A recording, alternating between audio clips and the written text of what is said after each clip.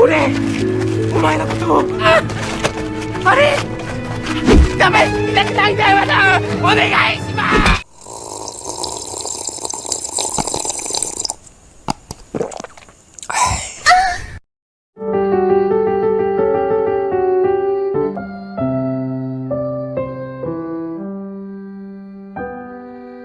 Kisah akan bercerita pada si ulat yang pendiam dengan temannya bernama si burung dan seorang wanita penjoget TikTok bernama Asuka karena sudah lama dia membuat konten termasuk video yang diupload sudah banyak namun belum juga terkenal karena depresi diakibatkan view dan pengikut yang tidak naik-naik. Akhirnya Asuka memutuskan untuk bunuh diri lompat dari atas gedung.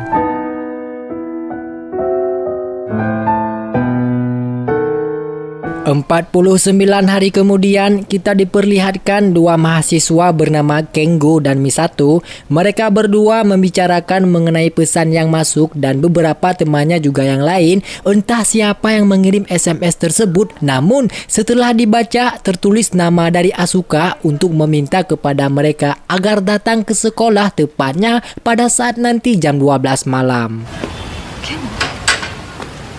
Misato, Malamnya orang yang pertama datang melainkan si Kengo dan disusul ketiga temannya yang lain bernama Ryota, Takashi dan Saki. Mereka bertiga langsung masuk ke dalam sesuai dengan arah yang dikirim dalam pesan agar menuju ke tempat ruangan kelas 3B.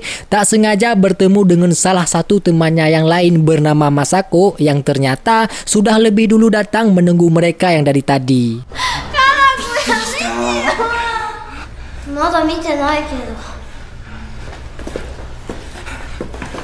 Tiba di ruangan kelas ketika mereka sedang berbicara. Selang beberapa menit muncul seseorang yang memakai topeng tikus seperti milik Asuka tepatnya di awal film tetapi tidak pakai dasi dan mereka heran siapa orang tersebut sampai Ryota bersikeras menanyakan nama termasuk apa tujuan dia menyuruh mereka datang ke sini.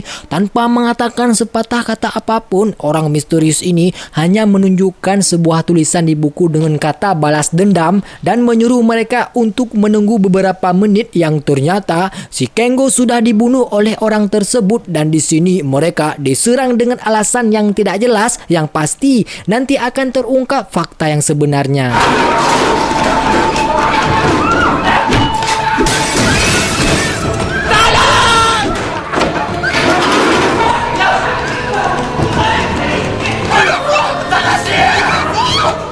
Masako sendiri masuk ke dalam lemari untuk bersembunyi sedangkan Ryota bersama Saki pergi ke sebuah ruang mencari jalan pintu keluar namun pintunya susah dibuka dan Saki-chan berusaha keras untuk membuka pintu dengan suara yang sangat kawai bahkan sering terdengar di aplikasi VPN Master.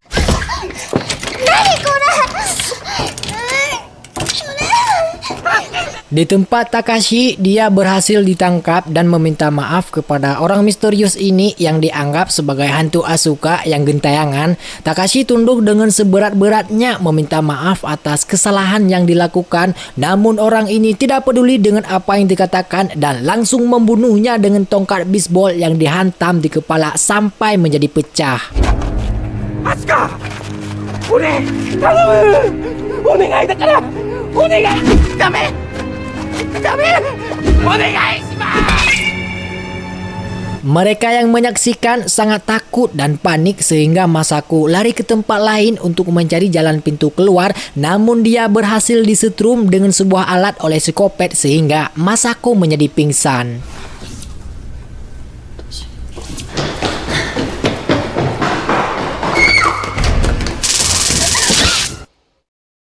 Adegan berpindah di tempat Misato yang baru tiba ketika masuk ke ruangan kelas melihat kursi meja yang berantakan serta darah yang berceceran. Di sini dia belum paham dengan apa yang terjadi sebenarnya.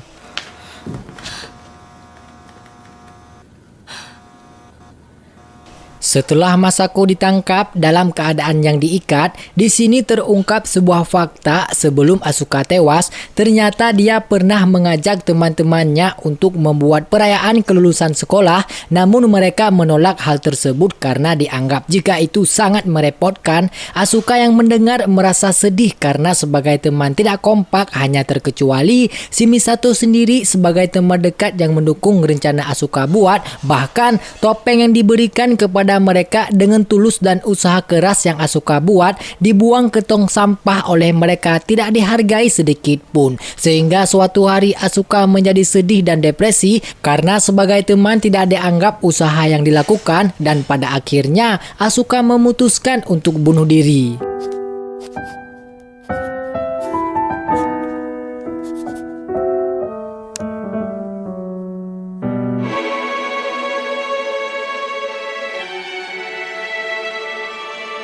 Masako pun disetrum beberapa kali sampai kesakitan sehingga menjadi tewas akibat tidak bisa tahan dari setruman dengan arus yang sangat tinggi.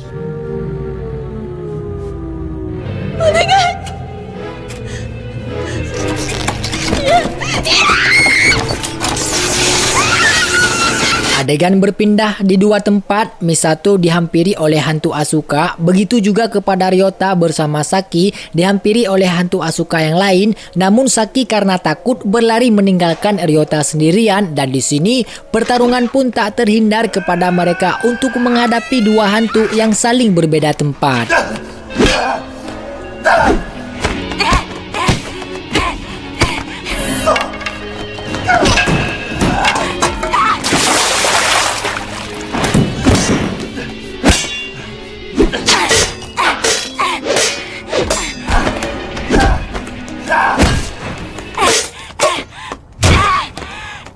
Setelah kedua hantu ini dikalahkan, yang ternyata salah satu dari mereka adalah si Kengo yang masih hidup, dan salah satu lagi melainkan kakak kandung si Asuka bernama Akane. Kok bisa? Apa yang sebenarnya terjadi? Mari kita mundur ke beberapa hari yang lalu. Ternyata Akane mengajak Kengo untuk melakukan balas dendam atas kematian Asuka adiknya. Awalnya Kengo menolak, namun karena Akane mengancamnya jika tidak mau maka dia akan dibunuh, jadi harus terpaksa Kengo sepakat untuk bekerja sama dengannya.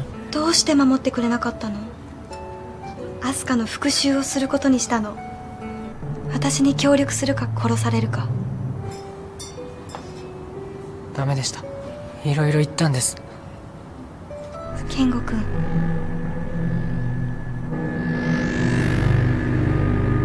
Topeng yang terlepas akhirnya dipakai oleh Ryota sebagai rasa balas dendam karena telah membunuh beberapa temannya. Akane sendiri tewas dengan tusukan golok tepat di perut, sedangkan Kengo mati dipukul dengan kayu dan dicekik oleh si Ryota.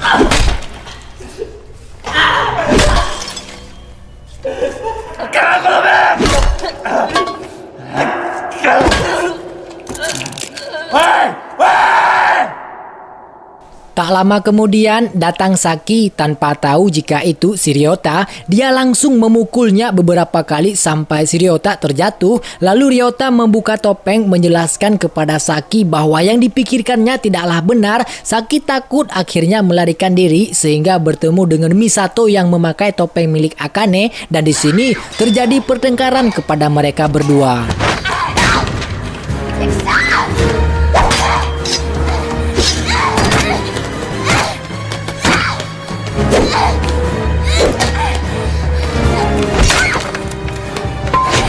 Sampai di atas gedung, pertengkaran yang masih berlanjut. Dengan tendangan jurus liungkang, Saki menjatuhkan Misato dengan sangat mudah.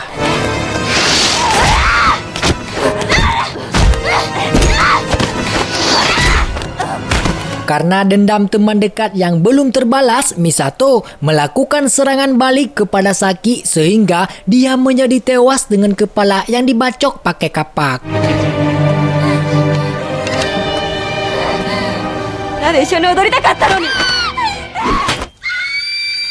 Adegan berpindah di tempat Ryota yang berhasil keluar. Dengan tenaga yang tersisa, secara perlahan dia menuju ke arah motor, tapi tiba-tiba